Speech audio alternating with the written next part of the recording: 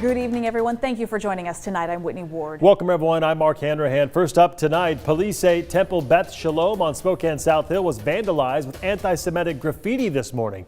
A swastika was painted on the side of a building, and the Holocaust memorial on the campus was damaged. KREM 2's Regina Ahn just spoke with the temple's rabbi. She joins us live tonight with what she's saying. Regina?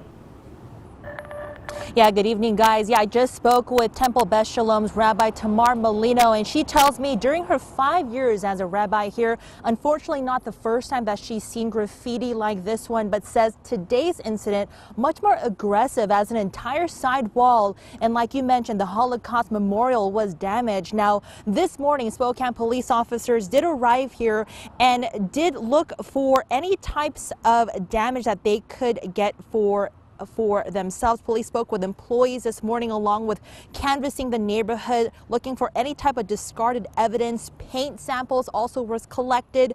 Neighbors here tell me very disturbing news all around, but do still feel pretty safe here as mostly the neighborhood here is with elderly people. And tonight the rabbi says she's disappointed by what happened, especially in a city like Spokane where people should feel a sense of belonging and acceptance no matter who you are.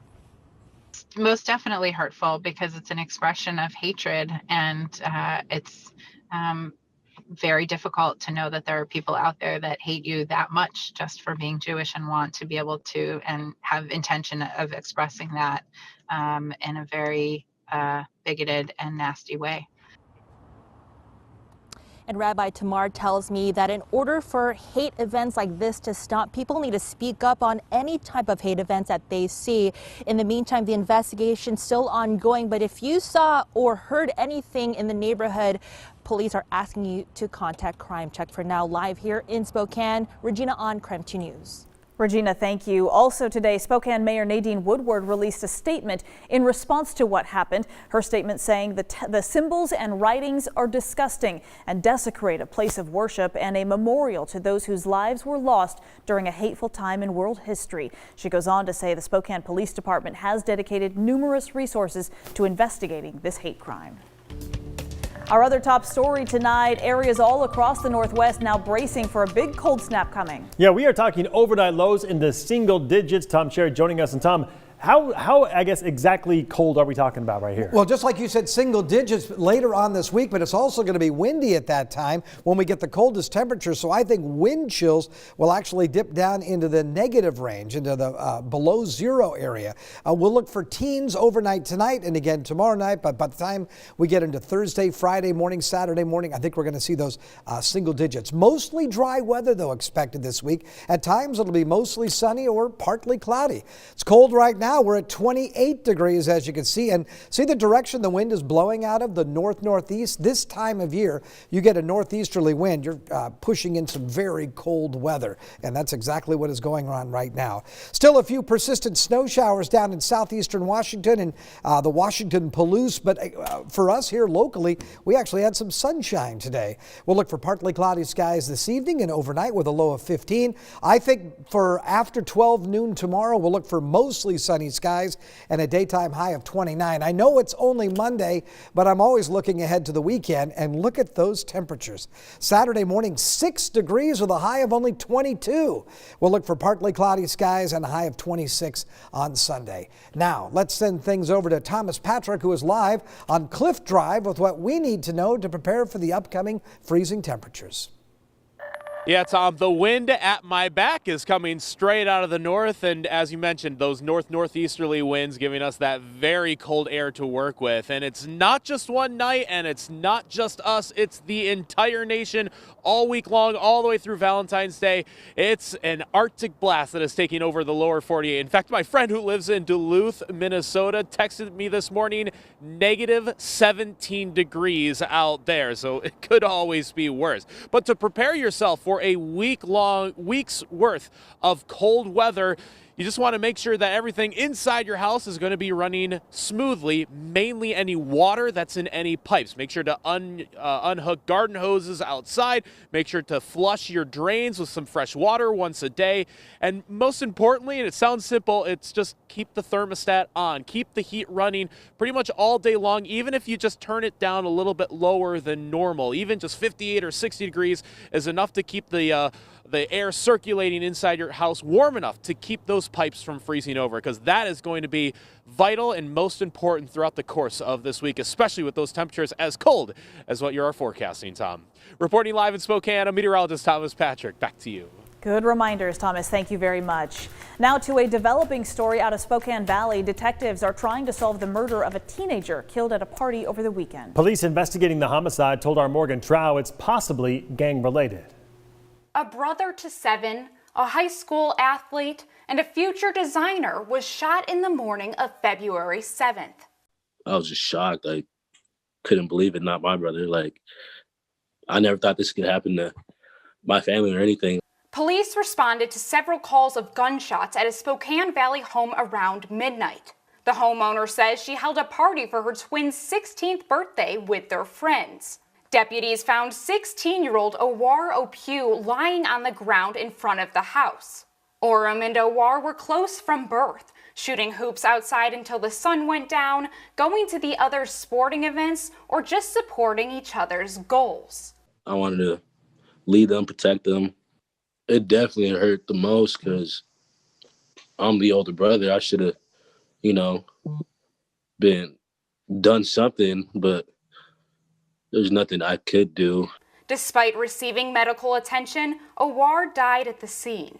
Oram found out by text as he was almost 3 hours away at college. Just broke down. It was like taken by full storm. Everybody, like when people say cherish your loved ones and tell me you love them every day, it's just, you don't expect it to happen to you. Police say partygoers did not want to speak to them, and they have very little information on the crime. They do say that preliminary information indicates that the shooting is possibly gang-related and not a random incident. Oram denies this claim, but says no matter what, no one deserves to be shot. He was friendly with anyone and everyone, and like that side of it doesn't portray who he is as a person. He's always going to be loved and give love. That's just who he is.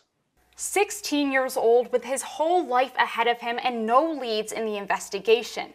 Oram says holding the people responsible for his death accountable will help his family heal, because Owar deserves it.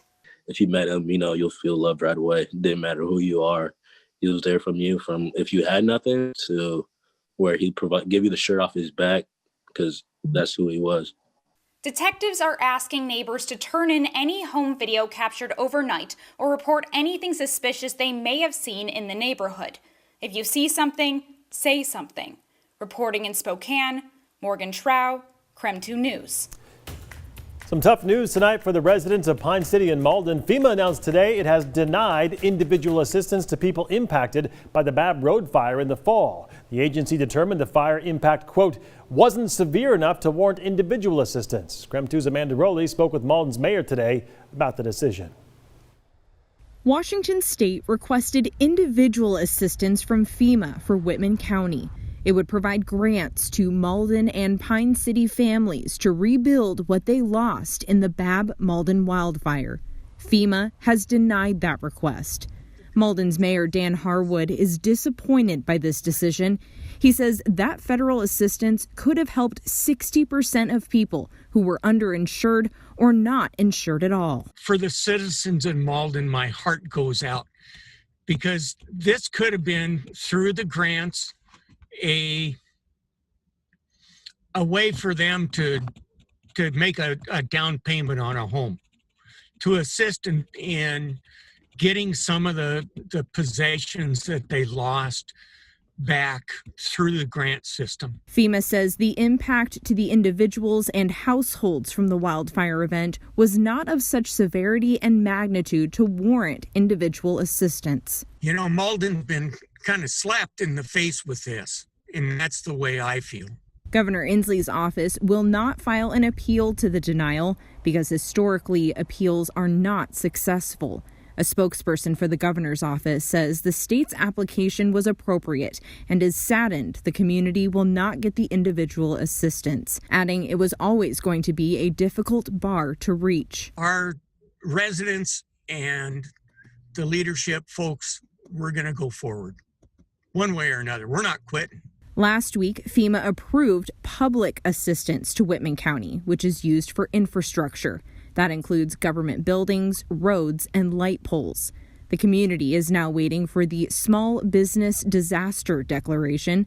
This could bring in low-interest loans for home rebuilding and personal property replacement for those who qualify.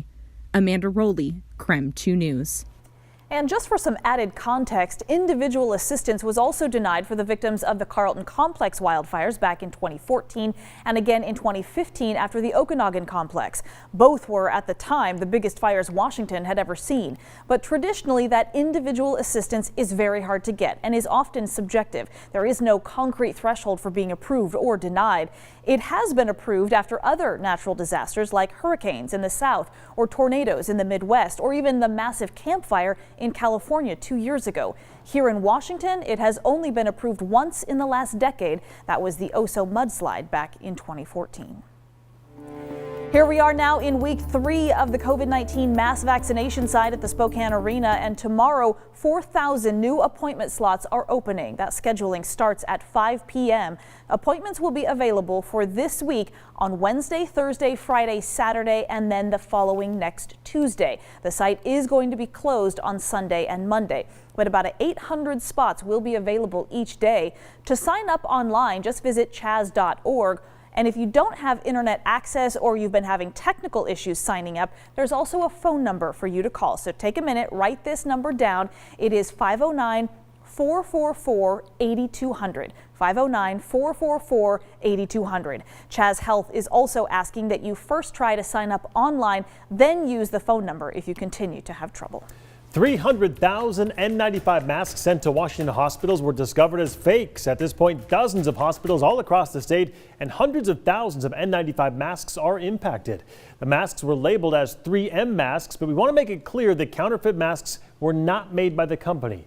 3M, a company that manufactures the masks, is now investigating their stocks. The counterfeit masks were discovered by the Washington Hospital Association and some Washington hospitals. The masks in question were pulled from use on Friday. The WSHA had bought the masks for at least 40 of their member hospitals. At least 60,000 of those masks remain in warehouses and were not sent to hospitals, and many of the masks that were distributed have not been used. The Hospital Association and several hospitals are awaiting for the results of 3M's analysis of the remaining lot of the N95 masks.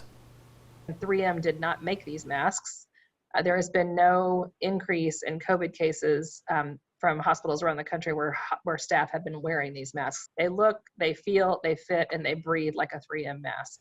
So right now, the Washington State Hospital Association does not know if the fraudulent masks are protective or not. There is an ongoing investigation with Homeland Security. According to 3M, N95 mask fraud is a significant global problem. The company and other manufacturers are putting enormous resources, they say, into identifying and stopping it. Well, tomorrow night is a special election night here in Washington. We'll have live coverage for you as the ballots start to come in. We'll be answering some of your most asked questions, too, when we come right back.